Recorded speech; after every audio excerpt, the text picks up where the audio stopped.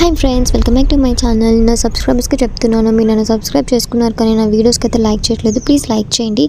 వీడియోలోకి వచ్చేస్తే నేను నా యూట్యూబ్ ఛానల్లో లైవ్ స్ట్రీమింగ్ చేశాను రంగనాయకుల స్వామి టెంపుల్ గురించి.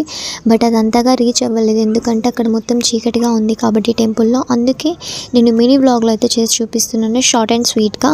ఎందుకనంటే ఈ గుడి గురించి పూర్తిగా నేను కూడా తెలుసుకోలేదు, నాకు కూడా తెలుసుకోవాలని ఆశగా ఉంది. ఎందుకనంటే ఈయన 100 సంవత్సరాల క్రితం వెలిసిన స్వామి రంగనాయకుల స్వామి అండ్ గరుడ స్వామి ఇద్దరు ఒకేసారి వెలిసారు. అది ఓపెన్ కాస్ట్ దగ్గర మన ఆదివారంపేటలో. సో ఈయన యొక్క చరిత్ర తెలుసుకోవడానికి నేనైతే చాలా ఆసక్తి చూపిస్తున్నాను, నాకు చాలా ఇంట్రెస్ట్ ఇలాంటివి తెలుసుకోవాలని. సో కాబట్టి ఇది మన తెలంగాణ స్టేట్లో పెద్దపల్లి డిస్టిక్లో ఉండడం అనేది చాలా విశేషం.